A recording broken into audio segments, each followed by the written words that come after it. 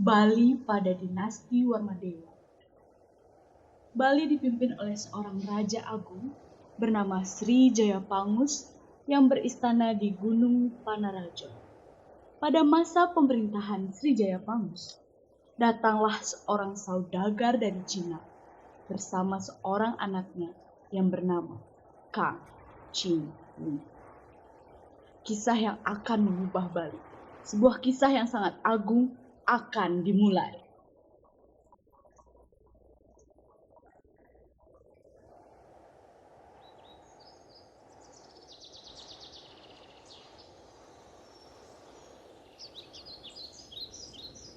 Seorang raja bijaksana, raja yang sangat agung, memimpin rakyatnya dengan murah hati dan sangat dikagumi. Raja Jayapangus menerima pesan dari sang patih bahwa terdapat kapal asing yang berlabuh di pesisir pantai. Dengan rasa penasaran yang tinggi, sang Jayapangus pergi bersama prajurit dan penasehatnya ke pesisir pantai.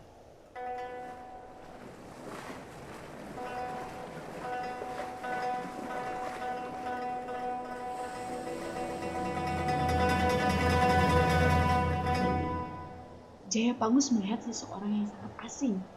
Lalu, orang asing tersebut memperkenalkan dirinya sebagai Salam kepada Baginda Raja. Izinkan saya untuk memperkenalkan diri. Saya adalah seorang pedagang yang berasal dari negeri Cina, Yang Mulia. Salam kepada Anda, saudagar dari negeri Cina. Pada saat itu, Jayapangus melihat seorang wanita yang sangat cantik bernama Kang Ching-wi. Kang Ching-wi adalah anak dari saudagar tersebut. Ia sangat murah senyum, sangat menawan. Dengan parasnya yang sangat cantik, maka Raja Jayapangus jatuh cinta dan ingin menjadikan Kang Ching-wi sebagai istrinya. Mengetahui sang raja yang telah jatuh cinta terhadap seorang perempuan asing, Bagawan Siwagandu meminta izin kepada Raja Jayapangus untuk tidak meminang Kang Ching-wi sebagai istri. Salam rajaku. Saya, Bagawan Siwagandu, mohon diri kepada Anda untuk tidak mempersunting Kang Ching-wi sebagai istri. Karena dia tidak memiliki kedudukan yang setara dan latar belakang yang tidak jelas. Ingatlah Baginda, bahwa dari keturunan Baginda Raja terdahulu, tidak sepatutnya untuk menikahi seorang istri dari luar. Ingatlah dengan hal itu Baginda Raja. Bagawan yang saya utamakan, jika tentang kesetaraan yang dibicarakan, memang kasta di Bali sangatlah rumit, maupun juga berbicara tentang adat di sini. Tetapi Bagawan, saya sangat mencintai Kang Ching-wi. Saya tidak peduli dengan apa kedudukannya, sukunya, dan latar belakangnya.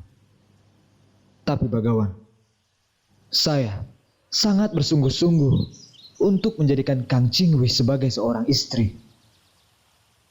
Kalau memang Baginda Raja tetap keras kepala menjadikan Kang Ching-wi sebagai istri, maka Baginda akan menerima bahaya yang akan mendatangi Baginda Raja. Ingatlah perkataanku ini. Namun ternyata, keinginan Jayapangus yang begitu besar justru membawa bencana yang tidak terelakkan. Setelah mengatakan hal tersebut, sang Bagawan Siwagandu pun meninggalkan kerajaan Jayapangus.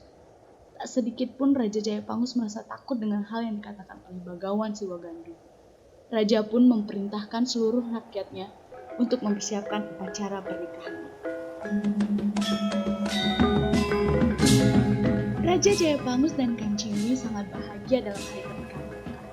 Rakyat bergembira menyambut raja dan ratu mereka. Namun, keadaan seketika berubah dengan datangnya awan yang sangat mendung, disertai angin yang sangat kencang, petir menyambar dan hujan deras. Keadaan kerajaan pun menjadi kacau. Kang Ching-wi sedih melihat Raja Jayapangus yang terlihat sangat cemas akan masa depan kerajaannya. Sampai akhirnya, Raja Jayapangus pun memutuskan untuk pergi meninggalkan kerajaannya bersama seluruh rakyat untuk mencari tempat untuk mendirikan kerajaan yang baru.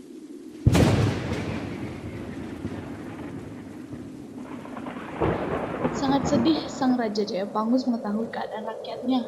Rakyat yang sengsara terkena bencana dan seluruh kerajaan hanyut oleh banjir.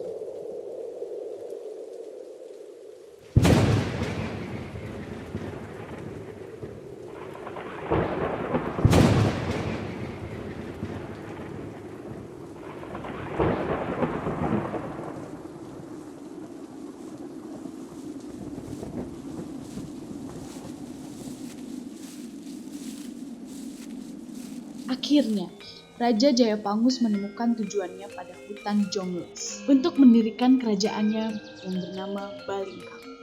Bali yang diangkat dari nama Pulau Bali dan Kang berasal dari nama Kancing. Sang Raja Jayapangus pun menyandang gelar sebagai Ide Dalam Balingkang dan didampingi oleh istrinya, Ide Diah Kancing.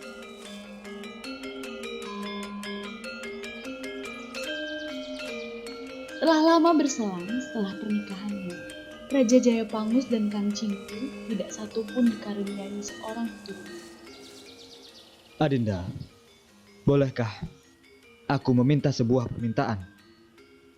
Aku sangat ingin bertapa di Gunung Batur untuk meminta berkat dari Tuhan. Aku sangat ingin memiliki seorang keturunan yang kelak akan menggantikan tempatku untuk berkuasa. Baiklah jika begitu keinginanmu. Itu merupakan jalan yang sangat baik. Silahkan Kanda melakukan pertapaan. Dan semoga Tuhan memberkati kita. Terima kasih Adinda. Tolong, jaga kerajaan ini selama aku pergi. Baiklah Kanda. Jayapangus pun sangat gembira setelah mendengar perkataan Kang Cingwi yang setuju dengan keinginan dirinya. Raja Jayapangus pun bergegas meninggalkan Kang Cingwi dan rakyatnya pergi ke puncak Gunung Batur untuk melakukan pertapaan.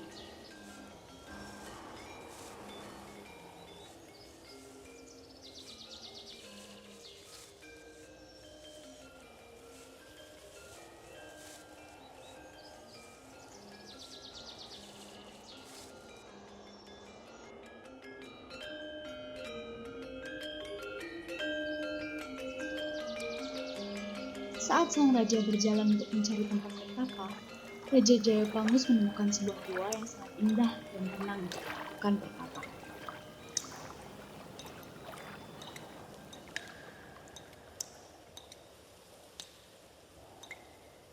Sesampainya di dalam gua, Raja Jayapangus kaget melihat seorang perempuan yang sangat cantik. Raja Jayapangus pun heran melihat kecantikan perempuan tersebut. Dan terlintas keinginan Raja Jayapangus untuk menjadikan perempuan tersebut sebagai istri. Dewi yang berparas cantik. Kalau saya boleh tahu, siapakah sebenarnya Anda? Lalu, kenapa Anda bisa berada di sini? Perkenalkan, nama saya Dewi Danu. Gunung Batur merupakan tempat kerajaan saya yang sebenarnya. Saya juga ingin tahu tentang siapa diri Anda. Siapakah sebenarnya Anda? Dan apa yang membuat Anda berada di sini? Namaku adalah Jayapangus. Tujuanku kemari adalah untuk menghibur diri.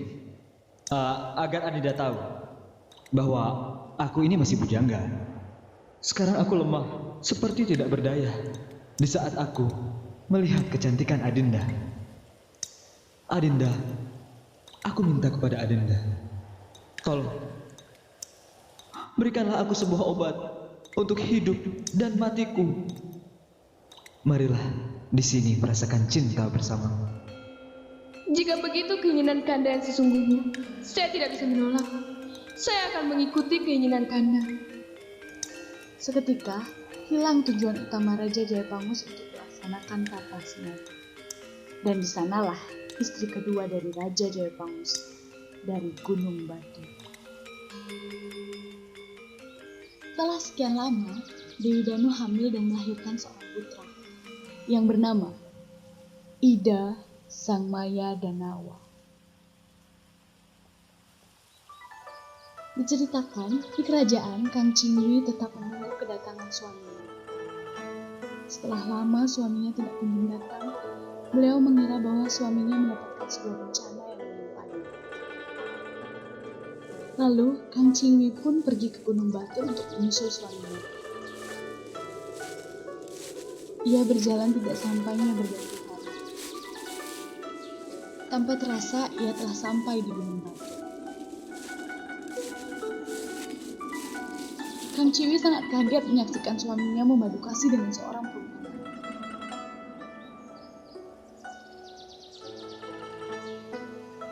Hei Jaya Pangus, aku kira kau benar melakukan pertapaan di sini. Dan ternyata kamu memadu kasih bersama perempuan ini. Hei kau perempuan yang tidak memiliki etika, jangan kau asal berbicara denganku. Agar kamu tahu, saya adalah Dewi Danu. Raja Jaya Pangus tiada lain adalah suami saya.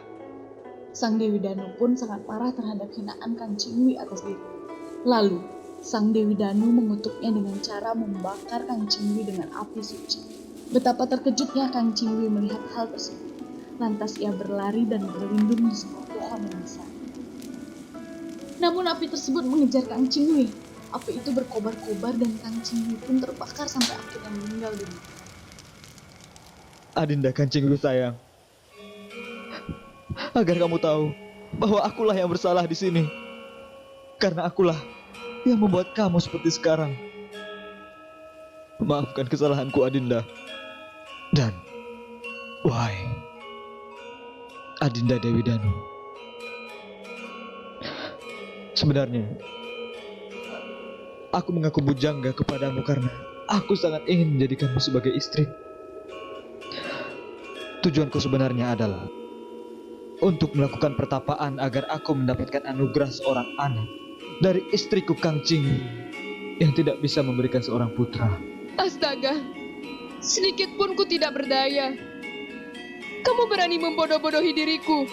Sudah saja istrimu Kang Cingwi yang telah kubunuh tidak tahu apa-apa dan tidak bersalah. Kalau begitu ceritanya sangatlah besar dosamu. Sekarang tanggunglah dosamu. Raja Jaya Pangus pun terbakar oleh api tersebut dan meninggal.